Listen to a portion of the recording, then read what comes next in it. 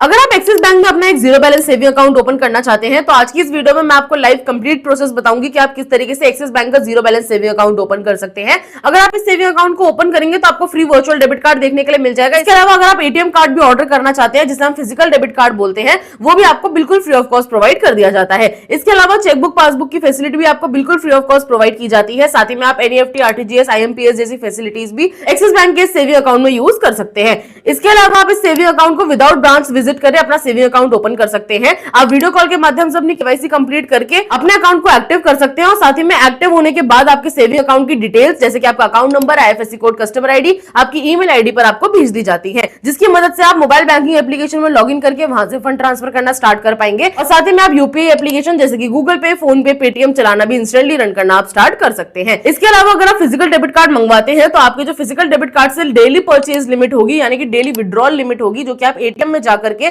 Cash withdrawal कर सकते हैं, वो 50,000 रुपए की होगी। आप एक दिन में इजीली कैश विड्रॉल 50,000 रुपए तक का कर सकते हैं। और वहीं अगर आप अपने डेबिट कार्ड की मदद से पीओएस मशीन को यूज कर यानी कि जो कार्ड स्वाइप मशीन होती है, अगर आप उसको यूज करके पेमेंट करते हैं किसी भी मॉल या फिर किसी भी शॉप पर, तो वहां पर आप 5 लाख रुपए तक पूरे महीने में ट्रांजेक्शन कर सकते हैं। इसके अलावा अगर आपको और डिटेल्स जाननी है तो वीडियो को लास्ट तक जरूर देखिएगा, मैंने आपको कंप्लीट इन्फॉर्मेशन प्रोवाइड करी है। चलिए फटाफट से बढ़ते हैं हमारे वीडियो की तरफ और जानते हैं कि हम किस तरीके से एक्सिस बैंक में अपना सेविंग अकाउंट ओपन कर सकते हैं। एक्सिस बैंक में अपना सेविंग अकाउंट ओपन करने का लिंक आपको वीडियो के डिस्क्रिप्शन में मिल जाएगा। आप लिंक पर क्लिक करेंगे तो आप डायरेक्ट ही एक्सिस बैंक की ऑफिशियल वेबसाइट पर ओपन हो जाएंगे। यहाँ पर आप देख सकते हैं आपको सबसे पहले परमिशन अलाउ करने के लिए बोला जाएगा अपने लोकेशन और कैमरा की, और इसके अलावा आपसे बोला जाता है कि आप अपने पैन कार्ड अपने पास रखेंगे। आपको कुछ नहीं करना, सिंपली दोनों टिक बॉक्स पर टिक करना है और नीचे कंटिन्यू वाले ऑप्शन पर क्लिक कर लेना है। उसके बाद वेरिफिकेशन के लिए आप सबसे पहले आपसे आपके पैन कार्ड की डिटेल्स पूछी जाएंगी, तो पैन कार्ड का नंबर आप यहाँ पे एंटर करेंगे। उसके बाद यहाँ पर आपको अपना मोबाइल नंबर एंटर करना है। मोबाइल नंबर आप वही एंटर करिएगा जो कि आपके आधार कार्ड से लिंक होना चाहिए।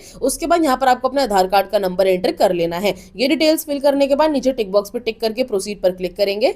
उसके बाद आपके सामने आधार कंसेंट फॉर्म खुल करके आ जाएगा। आपको सिंपली नीचे आई एग्री वाले ऑप्शन पर क्लिक करना है।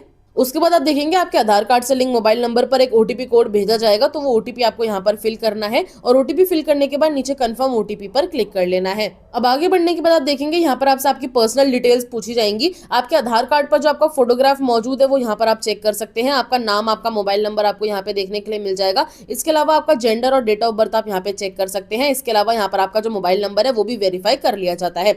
अब यहाँ पर आपसे आपकी ईमेल आईडी पूछी जाएगी। ईमेल आईडी आप वही एंटर करेंगे जो आप रेगुलर बेसिस पे यूज करते हैं, ताकि आपके अकाउंट की डिटेल्स आपको ईमेल आईडी पर भेजी जा सके। ईमेल आईडी एंटर करने के बाद यहाँ नीचे आपको वेरीफाई का ऑप्शन मिलेगा, इस पर क्लिक करेंगे। ईमेल आईडी वेरीफाई करने के लिए आपकी ईमेल आईडी पर एक ओटीपी कोड भेजा जाएगा, तो वो ओटीपी आप यहाँ पर फिल करेंगे। उसके बाद नीचे कंफर्म ओटीपी पर क्लिक करेंगे। ओटीपी फिल करने के बाद आप देखेंगे आपका जो मोबाइल नंबर है और साथ ही में आपकी जो ईमेल आईडी है वो दोनों ही वेरीफाई हो चुकी है। अब नीचे आपसे आपका मैरिटल स्टेटस पूछा जाता है। आप सिंगल हैं, मैरिड हैं, डिवोर्स्ड हैं, विडो हैं, वो आप अपने अकॉर्डिंग यहाँ पे सिलेक्ट कर सकते हैं।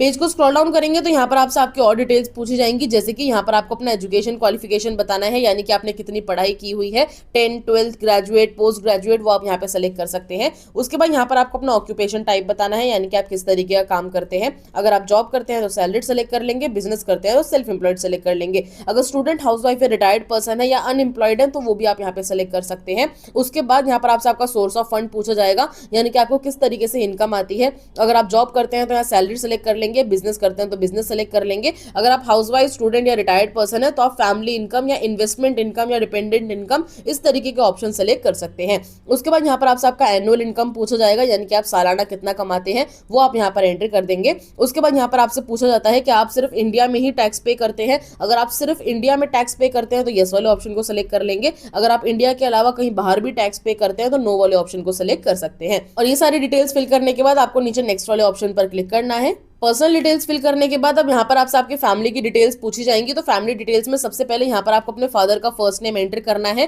फादर का जो नाम है वो उनके पैन कार्ड पर मौजूद होना चाहिए। जो नाम उनके पैन कार्ड पर मौजूद है वही नाम आप यहाँ पे एंटर करेंगे।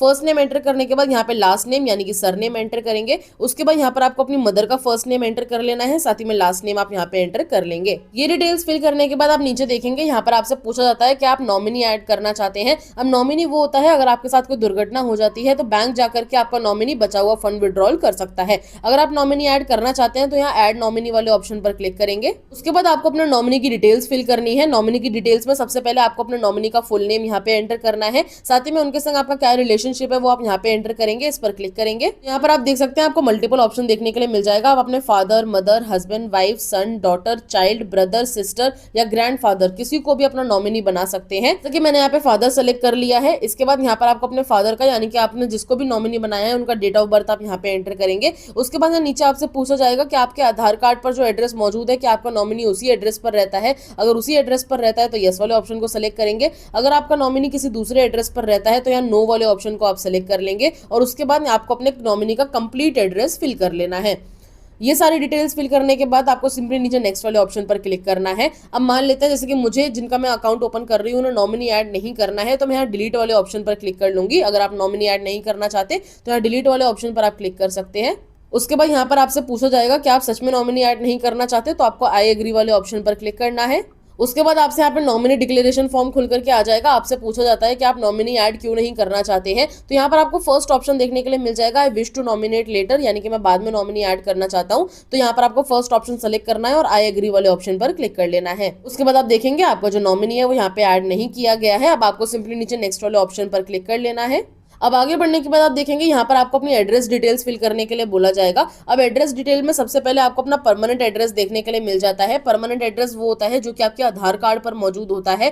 अब अगर आप इसी एड्रेस पर रहते हैं, यही आपका कम्युनिकेशन एड्रेस है, तो यहाँ पर आप देख सकते हैं आपको यस का ऑप्शन मिलेगा। आपको यहाँ यस वाले ऑप्शन को सिलेक्ट कर लेना है। लेकिन अगर आप इस एड्रेस पर नहीं रहते, किसी दूसरे एड्रेस पर रहते हैं और उसी दूसरे एड्रेस पर आपको अपना डेबिट कार्ड, चेकबुक, पासबुक मंगवाना है तो यहाँ पर आप नो वाले ऑप्शन को सिलेक्ट करेंगे और उसके बाद आपको अपना कम्युनिकेशन एड्रेस फिल करना है। मैं आपको करके दिखा देती हूँ। अब जो लोग अपने आधार कार्ड वाले एड्रेस पर नहीं रहते हैं वो सिंपली यहाँ नो वाले ऑप्शन पर क्लिक करेंगे। उसके बाद इस तरीके का इंटरफेस आपके सामने आएगा। अब यहाँ पर आपको अपना कम्युनिकेशन एड्रेस फिल करना है। तो सबसे पहले यहाँ पर आप अपना पिन कोड एंटर करेंगे, फ्लैट नंबर, बिल्डिंग नेम यहाँ पे एंटर करेंगे, स्ट्रीट एरिया और सेक्टर यहाँ पे एंटर करेंगे। अगर कोई लैंडमार्क है, आसपास कोई जानी मानी जगह है तो यहाँ पर आप लैंडमार्क एंटर कर सकते हैं, अदरवाइज ये ऑप्शनल है, आप इसे खाली छोड़ दीजिएगा। उसके बाद यहाँ पर आप सिटी सेलेक्ट कर लेंगे। उसके बाद यहाँ पर आपसे पूछा जाता है आपका कम्युनिकेशन रेसिडेंस टाइप कैसा है, यानी कि वो आपका अपना घर है, रेंटेड अपार्टमेंट है, पीजी हॉस्टल है या फिर आप अपनी फैमिली के साथ रहते हैं। तो यहाँ पर आपको इस तरीके का ऑप्शन मिल जाएंगे। आप अपने अकॉर्डिंग कोई भी ऑप्शन सेलेक्ट कर सकते हैं। जिनके लिए मैं सेविंग अकाउंट ओपन कर रही हूँ वो अपने आधार कार्ड वाले एड्रेस पर ही रहते हैं तो मैंने यहाँ येस वाले ऑप्शन को सेलेक्ट कर लिया है। जिस तरीके से कम्युनिकेशन एड्रेस का रेसिडेंस टाइप पूछा जाएगा उसी तरीके से यहाँ परमानेंट एड्रेस का भी पूछा जाएगा। तो आप जो परमानेंट एड्रेस है जो आपके आधार कार्ड पर मौजूद है वो आपका अपना घर है तो यहाँ पर आप ओन सेलेक्ट कर लेंगे। अगर आपका रेंटेड अपार्टमेंट है तो आप रेंटेड सेलेक्ट कर सकते हैं। उसके बाद आपके एड्रेस के हिसाब से यहाँ पर आप देखेंगे आपको बैंक की ब्रांच भी अलॉट की जाएगी। आपको यहाँ पे ब्रांच का पूरा एड्रेस देखने के लिए मिल जाएगा। आप इसी ब्रांच के साथ जाना चाहते हैं तो सिंपली नीचे टिक बॉक्स पर टिक करके नेक्स्ट पर क्लिक कर सकते हैं। लेकिन अगर आपको लगता है कि आपको ब्रांच चेंज करनी है तो यहाँ पर आपको चेंज ब्रांच का ऑप्शन मिल जाएगा। इस पर क्लिक करके आप अपनी ब्रांच भी चेंज कर सकते हैं। जैसे कि हम एक बार इस पर क्लिक करते हैं, मैं आपको यहाँ पे करके बता देती हूँ कि अगर आप अपनी ब्रांच चेंज करना चाहते हैं तो कैसे करेंगे। चेंज ब्रांच वाले ऑप्शन पर क्लिक करेंगे। उसके बाद आपके सामने कुछ लिस्ट आ जाएगी, जितने भी ब्रांच आपके नियरेस्ट होंगी एक्सिस बैंक की, आपके घर के पास में होंगी, वो सभी यहाँ पर आपको देखने के लिए मिल जाएंगी। आप अपने अकॉर्डिंग कोई भी ब्रांच यहाँ पे सेलेक्ट कर सकते हैं। ब्रांच सेलेक्ट करने के बाद आपको नीचे प्रोसीड पर क्लिक कर लेना है और उसके बाद सिंपली आपको नीचे टिक बॉक्स पर टिक करके नेक्स्ट वाले ऑप्शन पर क्लिक करना है। अब ये सारी डिटेल्स फिल करने के बाद आपको कुछ सेकंड्स का वेट करना है। आपकी जितनी भी डिटेल्स आपने अभी तक फिल करी है वो यहाँ पे वेरीफाई की जाएंगी। आपको पेज को बिल्कुल हटाना नहीं है, ना ही रिफ्रेश करना है। आप बस कुछ सेकंड्स का वेट करेंगे। कुछ सेकंड्स वेट करने के बाद आप देखेंगे आपकी जो ई-केवाईसी है वो सक्सेसफुली कंप्लीट हो चुकी है, यानी कि आपकी जितनी भी डिटेल्स है वो यहाँ पे वेरीफाई कर ली गई है। कुछ सेकंड्स और वेट करेंगे। उसके बाद आप देखेंगे आपके सामने रिव्यू पेज खुल करके आ जाएगा। अभी तक आपने जितनी भी डिटेल्स फिल करी है वो सब आपको यहाँ पर देखने के लिए मिल जाएंगी। अगर आप कुछ भी चेंज करना चाहते हैं तो यहाँ पर आपको एडिट का ऑप्शन मिल जाएगा। एडिट वाले ऑप्शन पर क्लिक करके आप कुछ भी चेंज कर सकते हैं और ये आप अभी कर सकते हैं, आगे चल के कुछ भी चेंज नहीं होगा। तो आप एक बार अपने ध्यान से सारी डिटेल्स चेक कर लीजिएगा और ये डिटेल्स चेक करने के बाद नीचे डन वाले ऑप्शन पर आप क्लिक करेंगे। अब आगे बढ़ने के बाद आपको अपनी वीडियो केवाईसी के माध्यम से अपनी केवाईसी कंप्लीट करने के लिए बोला जाएगा, यानी कि अब आपको वीडियो कॉल की मदद से अपनी केवाईसी कंप्लीट करनी है। केवाईसी कंप्लीट करने के लिए आपके पास आपका ओरिजिनल पैन कार्ड मौजूद होना चाहिए, अच्छा इंटरनेट कनेक्शन होना चाहिए और आप एक ऐसी जगह पर बैठेंगे जहां पर कम से कम शोर हो ताकि कोई भी डिस्टर्बेंस ना हो और आपकी केवाईसी एक ही बार में कंप्लीट हो जाए।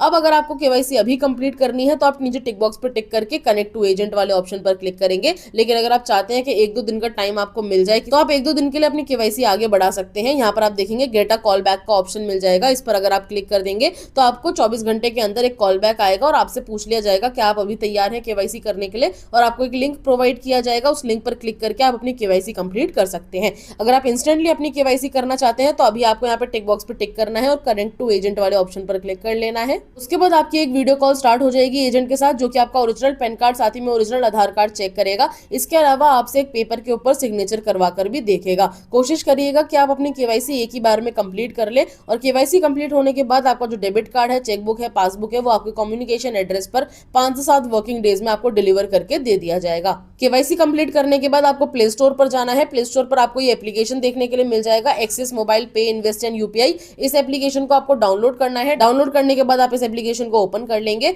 ओपन करने के बाद आपको अपने मोबाइल नंबर से या फिर आपकी जो अकाउंट की डिटेल्स आपको ईमेल आईडी पर भेज दी गई हैं, उनकी मदद से आप अपने मोबाइल बैंकिंग एप्लीकेशन में लॉगिन कर सकते हैं और वहां से फंड ट्रांसफर करना स्टार्ट कर सकते हैं। साथ ही में अपने अकाउंट को मैनेज भी कर सकते हैं। वर्चुअल डेबिट कार्ड आपको इसी मोबाइल बैंकिंग एप्लीकेशन में देखने के लिए मिल जाएगा, जिसकी मदद से आपके डेबिट कार्ड की डिटेल्स आपके पास होंगी और फिजिकल डेबिट कार्ड आपको 5 से 7 वर्किंग डेज में डिलीवर करवा दिया जाएगा। ये था पूरा प्रोसेस एक्सिस बैंक में अपना सेविंग अकाउंट ओपन करने का। अगर आपके कोई डाउट्स हो तो आप मुझे नीचे कमेंट बॉक्स में पूछ सकते हैं, मैं आपके कमेंट्स का जरूर रिप्लाई करूंगी। अब मैं मिलती हूँ आपसे नेक्स्ट वीडियो में नेक्स्ट टॉपिक के साथ। आज के लिए धन्यवाद।